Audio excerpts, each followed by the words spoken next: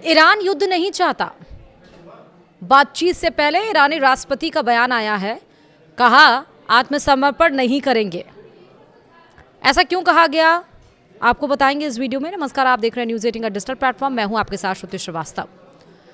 पश्चिम Asia में चल रहे तनाव के बीच अमेरिका के राष्ट्रपति डोनाल्ड ट्रंप ने बड़ा बयान दिया है। उन्होंने कहा कि अमेरिका और ईरान के बीच शांति वार्ता इस हफ्ते फिर शुरू हो सकती है।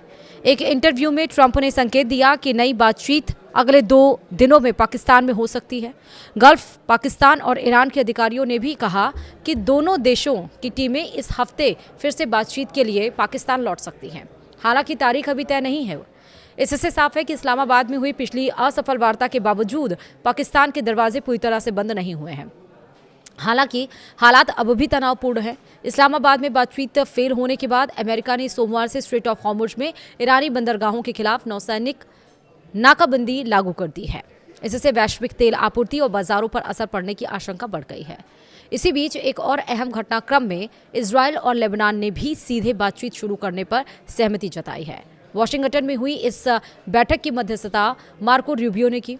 इस बैठक को उन्होंने सकारात्मक बताया और दोनों देशों ने आगे भी बातचीत जारी रखने पर सहमति जताई। दशकों से तनाव में रहे इन दोनों देशों के बीच यह एक दुर्लभ और अहम कदम माना जा रहा है। 43 साल बाद दोनों देशों के बीच वार्ता बहाली हुई है। उधर अमेरिका ने ईरान के साथ बातचीत फिर से शुरू करने के लिए 2 शर्तें रखी हैं।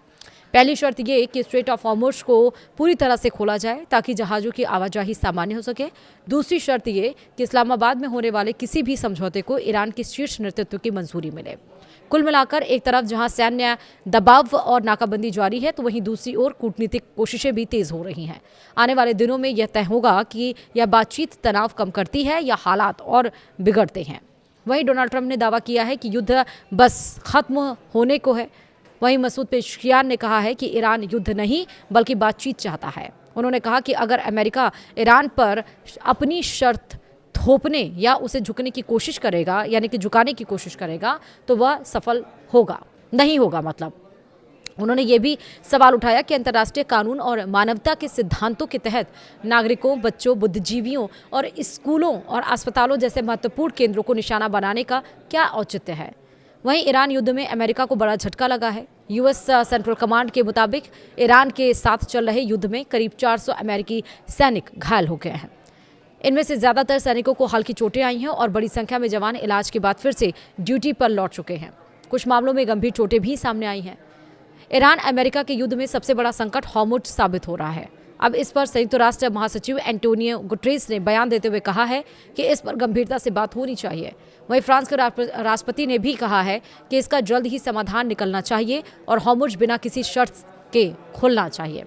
वहीं ईरान की सेना ने कहा कि वह स्ट्रेट ऑफ हॉर्मुज, फारस की खाड़ी और ओमान सागर में देश की सुरक्षा सुनिश्चित करेगी। ईरानी सैन्य प्रवक्ता ने चेतावनी दी है कि दुश्मन देशों से जुड़े जहाज़ों को इस रास्ते से गुजरने की अनुमति नहीं दी जाएगी।